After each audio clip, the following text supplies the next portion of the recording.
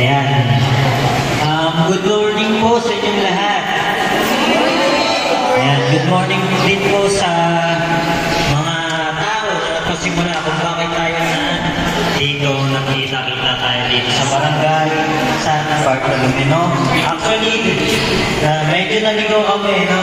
Looban pala itong San Bartolome, medyo mahirap siyang tahakin, no? Anyway, nandito na kami. At matanong ko lang, kumain ko ba kayo? Aray na to. So, mabilis lang naman po ito. 50 tao lang naman, no? At dalawa po kami. Ayan po si Sir Jeff. Ako naman po si Gansiladan.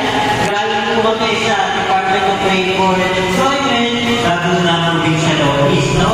Kung alam nyo ang aming opisina, nakatagpon po ito sa Barangay Parian, Calamba, Laguna. So,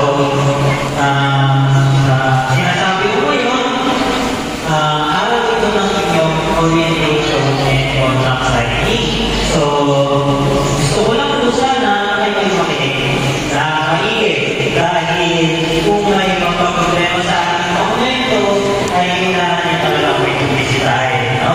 So, malayo-layo po. So, dapat dito pa lang ay perfect na natin sa ating mga dokumento. So, to start our orientation, may hindi pa ba nakakaalam ng programa ito ba? Kaso naman ang hindi pa nakakaalam ng programa ito ba? Ayan, no? Ito ba? Ano ba? Sikat na ito ba?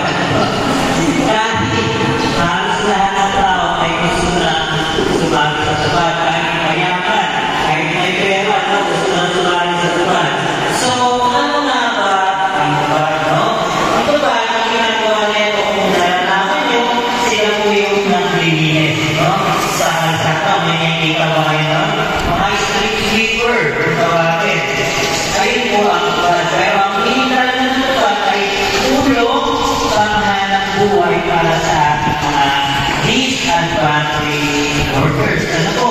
Sa pangalan pa lang, nakikita nyo na kung sino ang pwede sumali sa tubad, which is yung mga disadvantaged workers.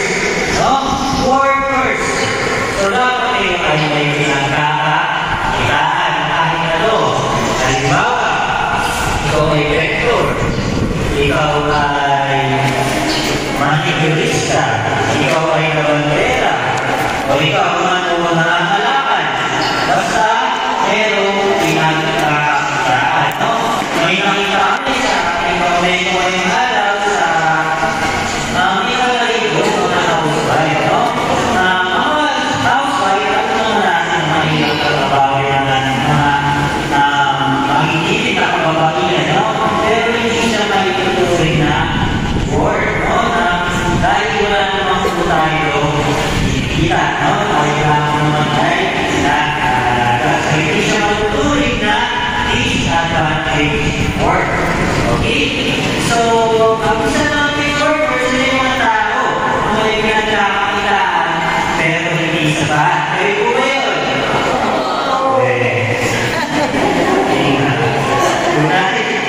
Okay, so wala naman pong mayaman, no? Dahil kayo po ang masasarap ng pili, no? Kayo po ang talaga yung nangangailangan. Tama po ba? Okay, so nasabi ko ng mga education, disadvantaged worker. At as long as you're 18 years old, and baba, so pwede senior, no? So senior, pinakailangan natin ng medical certificate o paperwork, no? Kasi kayo ay electrical ng senior ba? Yun ang citizen na yan. Ngayon na po kayo ng certificate. So, wala na yan ang certificate. Diba?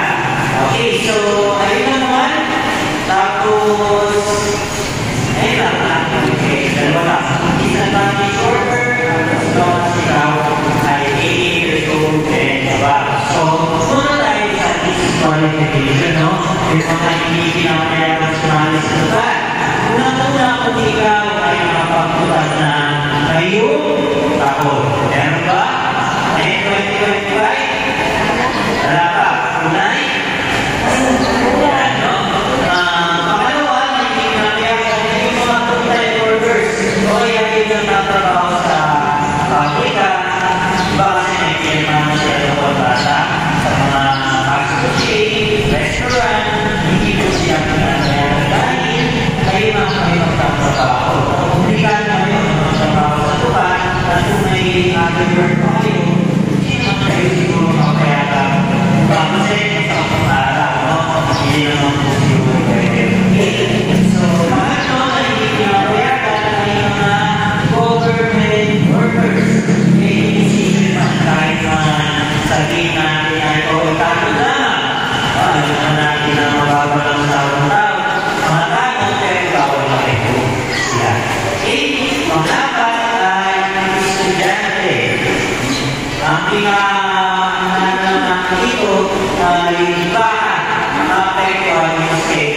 yung pasok ng iyong pag-aaral. No? Ayaw namin lumalik na baka isang araw o namin ang dede. No? Tawagin natin ito sa pag-aaral. Si Bata, no? Tapos, natuto pa. No? Baka ako namin dede. Panglima, bawal ang mag-asawa. Meron tayong sinusunod na rule. Only one member per family rule. So, bawal ay mag-asawa. Bawal ang ina. Kung yung anak ng ina ay single pa. Wala pa ang asawa, kaya wala pa anak. Pwede ang mga ina kung yung anak niya ay may anak na rin. Okay? Kung yung anak niya ay may asawa na. Okay? Hindi kasi noon ay itong family sila. Kahit magkasama sila sa loob ng isa bahay. Okay? Doon lang siya hindi pwede. Bawal ang kapatid. Kung wala pa asawa sila, parehas. Okay? Nakikis ba yun? So, ayun na. Sa lahat ko ng mga pamilya na yun, pasumin na lang. Kung sa kapatid mo ay may nakikilala na yun gano'n, yung slide niya naman pwede natin na ipasa kung saan yung gusto ipasa. No? Kung sa pamilya mo din, basta hindi tinatamaan ng mga disqualification na nabang dito. Kanina? So, punta naman tayo sa mga benefits sa mga buhay ng kapabay, paano pag-beneficial needs. Siyempre muna, ipagsuhan talaga makuha na ng mga beneficiary ay yung sahod. No? At good news, no, ng mga counterpart, wala ay nataas ang sahod. Dito sa Laguna, actually sa Laguna, from 160 a day to 600 a day. No? So, hindi na nalalaman na kung ay pagtatrabaho na kayo ng saktong araw. No? After nun, ay next year ko. Dahil pa na tayo next year ko dyan. So, sa araw, sa araw, 600 times 10, magkano po? Yan, bibilis. Yeah, 6,000 pesos. Ito, sinasabi ko po itong buo. No? Pero ang aming sahod ay sa Palawan Iligan. No? Meron hindi ang branch na natin. Ayan.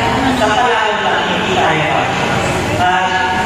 Ito yung sinasabi ko nga, buong buo. Dahil yung transaction fee sa pag-claim nyo ay pwede. No? Dapat talaga buong 6,000 na natatanggap nyo. Okay? Para benefits ay insurance. Ito naman insurance na ito hindi naman siya hindi namin gusto na makinig nyo. Bakit? Ito kasi ay for accident insurance lamang. Sino gusto mag-claim? Ayaw na po din namin. Dahil sinasabi ko po sa inyo ay sobrang accident ito. Ang dami pong requirements. Ang haba. No? Hindi po siguro kung makakaman yung kasi ito ay reimbursement lang. Halimbawa, ilayo naman pero na-accident talaga. Kinakawa ko kasi na-accident din sa Laguna na di makakanis kasi nagtaka sila ng damo. Makakanis yung daliri, makalawang yung pare. So magpapamedical, magpapaklinik. Yung reimbursement kasi natin, yung insurance natin ay kung magkano lang talaga yung malasas mo. Kung sa'yo pa rin gano'n yun, ibabalik lang sa'yo. Ganyan lang. So mas maganda ay mag-ingat tayo. Kung magtatawas din ng damo o kaya aapak sa mga masusukan na daan, kung meron kayong gawin o kaya bota o kaya may mahihiraman ay iyak na po para maiwas accident. Okay? So, ayun nga, mahaba ang isa. Marami-rami ang inyong requirements sa kailangan. So, punta na tayo sa pangatlo, benefits. Pangatlo ay yung uniform.